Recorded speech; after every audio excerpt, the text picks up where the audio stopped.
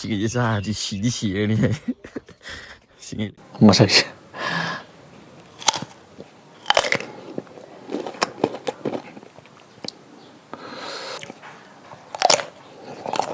hꯩꯅꯧꯁꯦ ꯁꯤꯗ ꯄꯥꯜꯂꯤꯁꯤꯅꯦꯕꯀꯣ ꯎꯕ꯭ꯔꯥ ꯎꯗꯕ꯭ꯔꯥ ꯈꯪꯗꯦ ꯅꯨꯡꯁꯥꯔꯣꯝꯗ ꯑꯣꯟꯁꯤꯜꯂꯕꯅꯤꯅ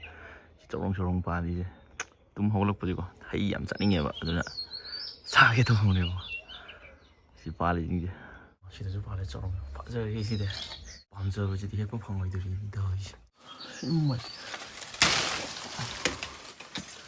ꯆꯔꯣꯡ ꯑꯃꯗꯤ ꯂꯩꯔꯦ ꯁꯤ ꯆꯔꯣꯡꯁꯤꯅ ꯀꯌꯥ ꯐꯪꯕꯤꯒꯤꯁꯦ ꯐꯪꯗꯤ ꯐꯪꯉꯦ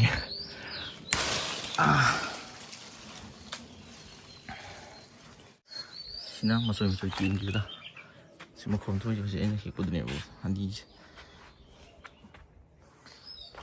ꯑꯗꯨꯒ ꯁꯤꯗ ꯅꯥꯏꯇꯣꯝ ꯄꯥꯟꯕꯁꯦ ꯑꯃꯒ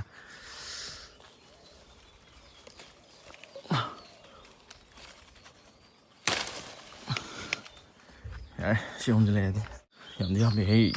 ꯁꯤꯒꯤꯁꯦ ꯆꯥꯔꯗꯤ ꯁꯤꯗꯤ ꯁꯤꯔꯅꯤ ꯍꯩ ꯁꯤꯒꯤ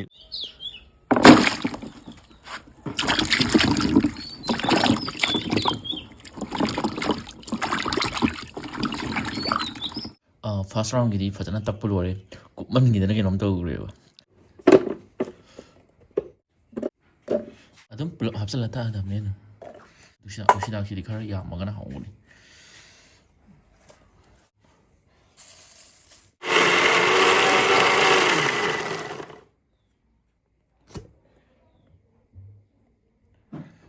ꯆꯞ ꯆꯥꯔꯦ ꯁꯤ ꯈꯤꯇꯪ ꯑꯗꯨꯝ ꯌꯥꯔꯅꯤ ꯑꯩ ꯁꯤ ꯂꯩꯔꯦ ꯎꯇꯤ ꯁꯪꯒꯣꯕ ꯃꯥꯜꯂꯤꯅꯦ ꯃꯤꯠꯈꯨꯕ ꯃꯨꯛꯕꯥꯡꯅ ꯃꯌꯥꯝ ꯄꯨꯝꯅꯃꯛ ꯀꯩꯅꯣꯅ ꯈꯨꯔꯨꯝꯖꯔꯤ ꯉꯁꯤꯗꯤ ꯍꯩꯅꯧ ꯑꯣꯏꯅ ꯄꯨꯖꯔꯦ ꯁꯤꯅ ꯍꯩꯅꯧ ꯇꯪꯈꯥꯏ ꯇꯪꯈꯥꯏ ꯑꯗꯨꯒ ꯁꯤꯅ ꯍꯩꯅꯧ ꯃꯦꯠꯄ ꯑꯗꯨꯒ ꯁꯤꯅ ꯅꯨꯡꯁꯤꯗꯥꯛ ꯁꯨꯝ ꯅꯨꯡꯊꯤꯟꯒꯤ ꯇꯨꯝ ꯍꯧꯒꯠꯂꯛꯄꯗꯨꯗꯀꯣ ꯍꯩꯁꯦ ꯆꯥꯅꯤꯡꯃꯟꯗꯅ ꯇꯧꯕꯅꯦꯕ ꯇꯤꯜꯍꯥꯏ ꯈꯣꯝꯕꯤꯁꯨ ꯐꯖꯅ ꯆꯨꯔꯦ ꯑꯗ ꯁꯦꯝ ꯁꯥꯕꯗꯁꯨ ꯉꯥꯏꯍꯥꯛꯃꯨꯛ ꯆꯪꯉꯨꯔꯦ ꯑꯗꯨꯗꯤ ꯃꯇꯝ ꯃꯥꯡꯍꯟꯗꯕꯤꯗ ꯆꯥꯕ ꯍꯧꯖꯤꯜꯂꯛꯑꯒꯦ ꯍꯧꯖꯤꯜꯂꯗꯕꯅꯤ ꯍꯦꯛꯇ ꯃꯁꯛꯁꯦ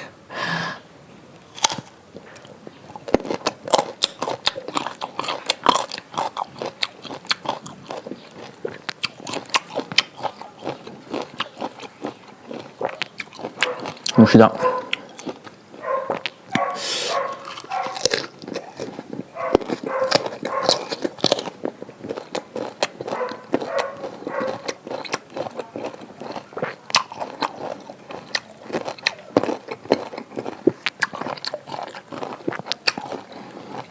ꯁꯤꯅ ꯒ꯭ꯔꯥꯏꯟꯗꯔꯗ ꯇꯛꯄ ꯍꯩꯅꯧꯅꯦꯕ ꯑꯩꯈꯣꯏ ꯌꯣꯡꯈꯣꯠꯅ ꯈꯣꯠꯂꯗꯤ ꯀꯨꯏꯔꯅꯤꯅ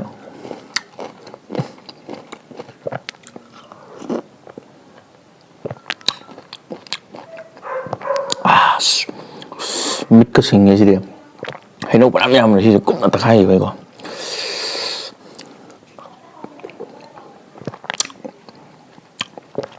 ꯁꯥꯏꯗꯁꯨ ꯌꯥꯏ ꯁꯤꯗꯤ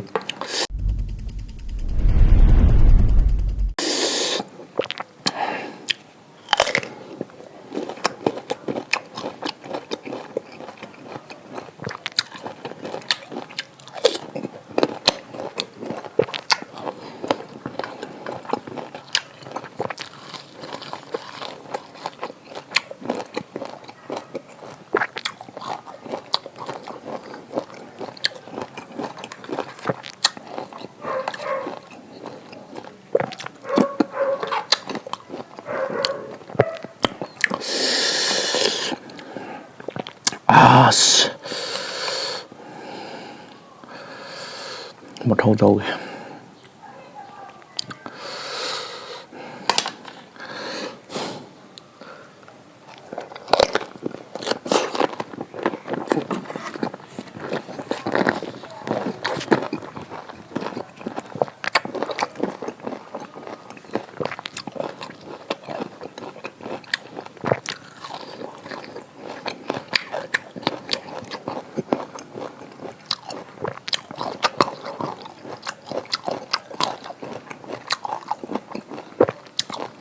ꯃꯤꯠꯀ ꯈꯪꯁꯤꯡ ꯁꯤꯡꯉꯦ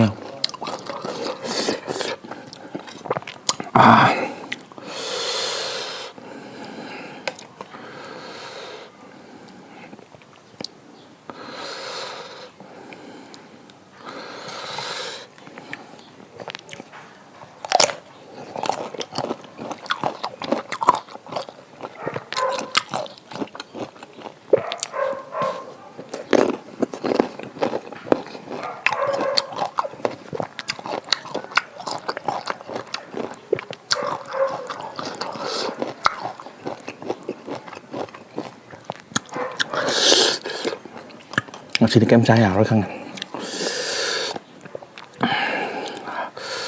một sự rồi vì nè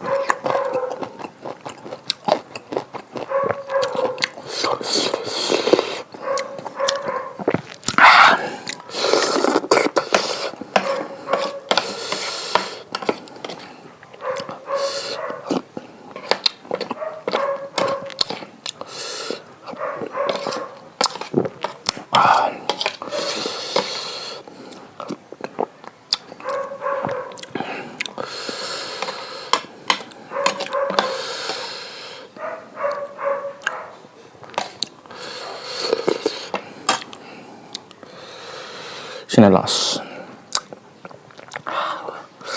야가 쫙쫙 나와요.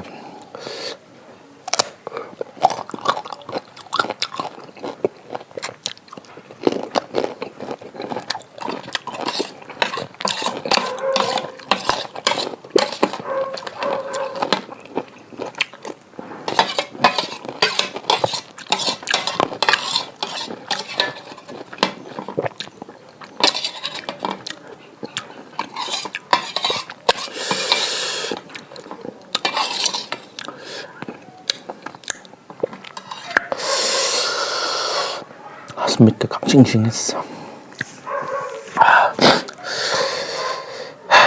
어디서 잡들로 맨날 당을 시나면 또 오게, 뭐 비디오다. 너무 많이 본 보라게.